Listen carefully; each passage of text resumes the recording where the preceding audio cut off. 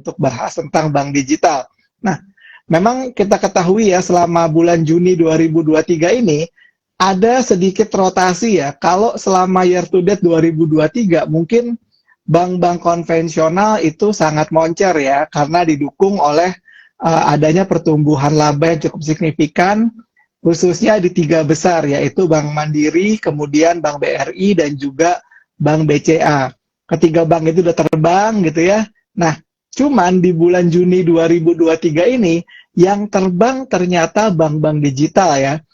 Ada dua yang udah terbang duluan ya, yaitu Bank BBHI atau Bank Alobank dan juga Bank Jago atau Arto ya. Nah, gimana nih menurut Mas Hendra fenomena dari rally-nya bank digital ini di bulan Juni 2023? Apakah ini memang karena dia catch up ya dengan bank-bank konvensional yang udah lari duluan, atau ini cuma sekedar temporary aja? Silakan. Oke, Om Bibo. Jadi kalau misalnya dibilang kenapa sih sekarang bank-bank digital sudah mulai balik arah dalam hal ini berarti mengalami penguatan. Nah kalau misalnya kita lihat data dari Amerika Serikat sendiri, angka inflasi di sana udah mulai reda nih Om, udah mulai reda. Nah udah mulai reda dalam arti ketika misalnya inflasi itu reda, mengindikasikan bahwa nanti akan ada pertemuan The Fed pada tanggal 13-14. Ekspektasi para investor di sana bahwa The Fed tidak menaikkan tingkat suku bunga lagi. Jadi ketika misalnya tidak menaikkan tingkat suku bunga, otomatis diharapkan di situ saham-saham teknologi kembali bergairah lagi. Dan makanya kalau misalnya kita lihat saham-saham teknologi, termasuk katakanlah bank digital di situ sudah mulai rebound di pelan-pelan. Jadi sudah mulai rebound yang tadi Om Bibo bilang betul sekali didahului oleh saham Arto dan saham BBHI. Oke, jadi memang ada dua fenomena ya. Yang pertama adalah dari faktor global sendiri terkait dengan improvementnya sentimen terhadap saham-saham digital, dalam hal ini juga termasuk saham perbankan digital dikaitkan dengan possibly dalam pertemuan The Fed bulan Juni ini The Fed akan pause untuk melakukan interest rate hike ya. Yang kedua juga dikaitkan juga mungkin ya orang kayak gini lah. Mungkin secara teknikal orang sudah menganggap bahwa saham-saham bank digital di Indonesia khususnya Arto dan BBHI ini udah cukup di bottom ya. Kalau kita lihat kan sempat di level harga 2000-an, kemudian juga BBHI juga sudah sempat di level 1000-an, padahal di level-level harga tertingginya sempat di 8.100 sampai dengan di 19.000 gitu ya. Nah, kalau dilihat dari data sendiri selama bulan Juni 2022, ini data dari month to date ya. Dari month to date BBHI sudah naik 84%, kemudian Arto sudah naik sekitar 32%. Nah, sedangkan bank-bank yang lain itu masih sedikit ketinggalan. Nah, mungkin Hendra bisa di-remind sedikit nggak teman-teman ini mengenai menurut Hendra kriteria dari siapa yang disebut sebagai bank digital di Indonesia ini siapa aja sih? Put aside bank-bank konvensional gede yang memang punya produk digital ya. Oke, kalau misalnya kita ngomong bank-bank digital, bank-bank besar ya pasti BCA, Bank Mandiri, sebagainya ya. Tapi kan yang tadi Om Bibo bilang ya, Om Bibo bilang bahwa ya mereka sudah naik duluan gitu loh, sudah naik duluan. Ya sekarang second linernya yang tadi Om Bibo bilang, karena ada Bank Arto, ada BBHI, ada juga kalau misalnya kita pengen lihat ada bank juga, ada BBB juga sebenarnya di sana, ada Agro juga, ada BABP juga. Nah, tadi yang Om Bibo bilang pun juga sangat benar ya bahwa secara teknikal saham-saham bank digital itu sudah bisa dibilang sudah bottom dan sudah dibilang ya sekarang udah mulai rebound nih, udah nggak bentuk new low lagi, jadi nggak bentuk low baru lagi. Nah, apakah indikasi ini untuk katakanlah untuk secondary trend ya teman-teman bisa manfaatkan itu, ya saya rasa bisa gitu loh Om Ibu, dengan melihat kondisi katakanlah sudah mulai ke arah on the track positif untuk saham bank digital gitu. Apalagi kalau misalnya melihat dari data Amerika Serikat sendiri yang tadi saya bilang bahwa kemungkinan The Fed akan tidak menaikkan tingkat suku bunganya. Nah ini menjadi sentimen katalis positif untuk bank-bank digital gitu Om Ibu. Oke, bank-bank digital ini kan terkenal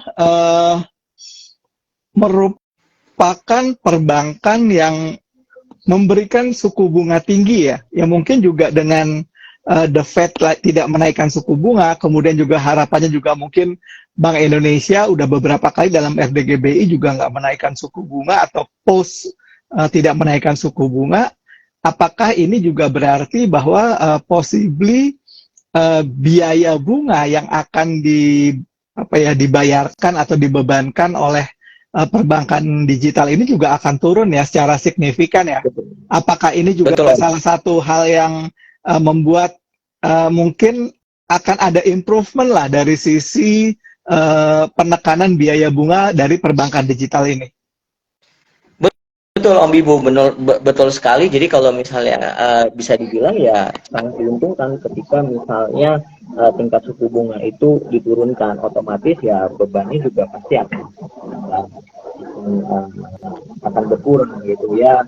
Om Bibo juga udah bisa dilihat, Om Bibo juga kemarin habis ketemu oleh Alobank, yang pasti di sana bank digital lagi gencar-gencarnya nih Om Bibo juga. Mungkin Om Bibo juga bisa sharing nih ke kita nih terkait dengan kemarin, kira-kira pasti tuh ada hal-hal yang menarik tuh yang disampaikan oleh teman-teman dari Alobank.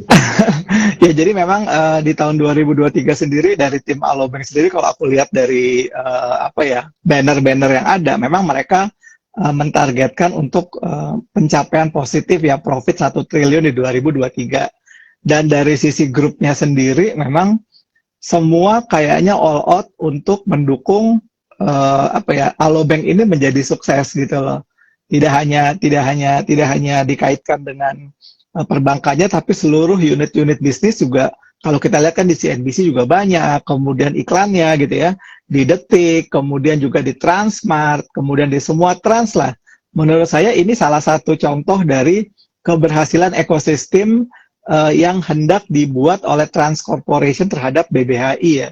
Nah, selain itu juga saya melihat faktor Arto ya. Arto kan juga ini akan menarik banget dikaitkan dengan ada dua sih sebenarnya sentimennya Arto ini. Yang pertama adalah GoPay akan di spin off sih. Menurut saya itu juga sesuatu yang menarik ya, dalam arti apa? Inklusi digital dari grupnya Goto dan Arto gitu ya. Ini akan lebih powerful gitu. Karena kan selama ini orang pakai GoPay harus melalui aplikasi Gojeknya gitu ya. Nah, harapannya kalau mereka udah men-spin off ini akan juga jadi bagus ya. Nah, kalau dua itu sih yang saya lihat. Cuman memang saya belum ngelihat beberapa bank digital yang skalanya lebih kecil ya bergerak ya. Walaupun kayak contoh lah Bibo kan nasabah BBYB ya. BBYB juga masih di levelan 500 aja gitu loh. Nah, pertanyaannya nih buat Hendra nih. Hendra, kalau kan udahlah Arto tadi udah naik 36%. Kalau nggak salah sih level harga target 3.000 udah kena gitu loh ya. Nah, kemudian juga BBHI mungkin di levelan harga 2.000 lah targetnya dalam waktu dekat gitu ya.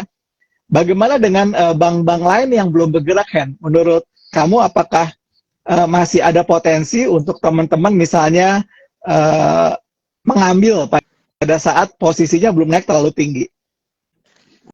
Menurut saya sih masih sangat potensial ya Om ya. Kalau misalnya tadi Om bilang BBHI dan Arto yang duluan, ya otomatis kayak saham BBGB yang tadi Om Bibo bilang ya masih potensial juga gitu loh untuk ditradingkan. Apalagi kalau misalnya kita lihat Arto juga news terkait dengan yang Om Bibo udah sampaikan pun sebenarnya di news itu belum ada gitu loh, rumornya itu belum ada, tapi Om Bibo udah bocorin gitu loh. Jadi bisa dibilang ya justru tahap kalau misalnya kita belajar goal teori, justru di sini adalah fase akumulasi gitu loh pada saat bottom dan news itu belum keluar. Nah Om Bibo udah bocorin tuh ke teman-teman, jadi sangat menarik gitu. Apalagi kalau misalnya tadi aku lihat datanya untuk saham BBHI dan saham ARTO juga di situ ada akumulasi yang bisa dibilang lumayan tinggi gitu, lumayan besar di sana. Jadi sebenarnya momentum banget sih untuk ARTO sama BBHI untuk diakumulasi, walaupun memang yang tadi Om Bibo bilang resikonya sudah tinggi. Nah, kalau misalnya untuk saham-saham yang lain, aku sih juga menarik untuk BBYB, walaupun memang secara resiko pasti lebih tinggi dibandingkan dengan BBHI atau ARTO yang punya katalis atau berita terkait dengan apapun itu jauh lebih lebih komplit dibandingkan bank-bank digital yang lain gitu sih. Oke, kalau saya sih agak sedikit melihat dari BBYB ya, karena kan yang pertama ada dua nih sebenarnya BBYB dari pemegang saham lokalnya Gosco kan cenderung untuk melakukan distribusi ya, tetapi dari sisi aku lakunya itu cenderung melakukan akumulasi. Apalagi kalau kita lihat dari sisi grup di sisi grupnya apa namanya aku laku yang di China gitu ya, itu kan mereka juga gencar melakukan konsolidasi dengan kondisi bahwa BBYB ini sekarang sudah apa ya, sudah di bawah level yang cukup bottom ya kan, ibarat kata gini, level terendah BBYB tahun ini di level 450-an lah gitu ya, sekarang masih di level 525, sedangkan topnya dia di level 2300 gitu loh. Saya ngelihat justru Bank BBYB ini akan punya potensi berikutnya ya, karena udah nggak ada isu-isu lagi gitu loh. Kalau bank-bank digital yang lain mungkin saya ngelihat masih terlalu banyak isu terkait dengan apa ya, terkait dengan ini Indra, terkait dengan struktur permodalan dan lain-lain gitu. Betul. Modal inti yang bisa dibilang dibutuhkan sama OJK, kayak misalnya BABP pengen merger dengan Nobu. Nah itu ya masih benar kata Om Bibu, saya setuju, dalam arti ya kita wait and see aja untuk saham-saham itu, tapi lebih maksimal kita melihat untuk BBHI atau dan mungkin nextnya adalah BBYB. Setuju sih sama Om Bibu. Nah nanti mungkin bisa dibantu analisis teknikal lebih dalamnya sama project nanti. Oke. Sekarang yang berikutnya mungkin kita akan coba bahas yang bank ya. Nah ini bank ini unik banget loh. Dalam arti dia nggak terlalu gencar-gencar banget. Bener, ada kalau gini ya, kalau aku tanya ke 1-2 teman gitu ya, alternatifnya kan mereka kalau ditanya lu bang lo apa sih gitu kan. Kalau ditanya apa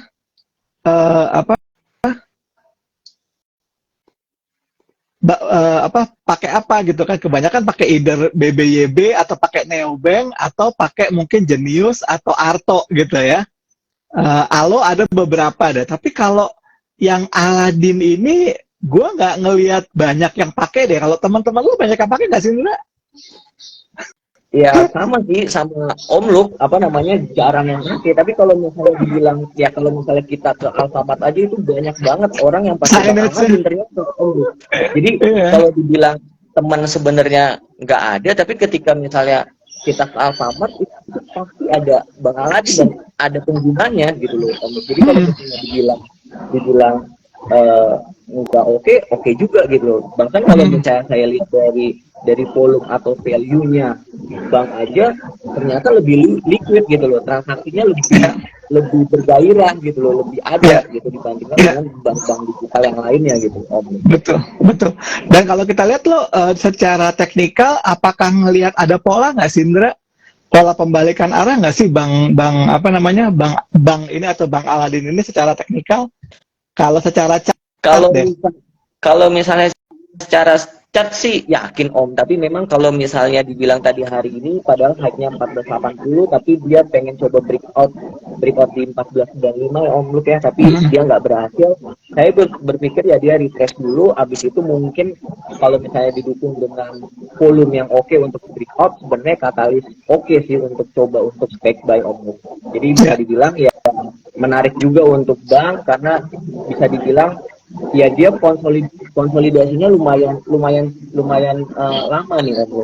Konsolidasinya dalam arti kalau bank-bank yang lain kan turunnya sangat signifikan. Kalau ini Bank Paladin high price-nya dari 3.980 ke 1425 gitu. Jadi bisa dibilang nggak terlalu jauh kayak Arto gitu. Arto kan high price-nya 19.500 tapi low-nya Betul. itu 1.950 gitu. Jadi kalau dibilang ya sebenarnya saham bank atau Aladin ya sedikit dijaga sih untuk tidak lebih buat mulu lagi.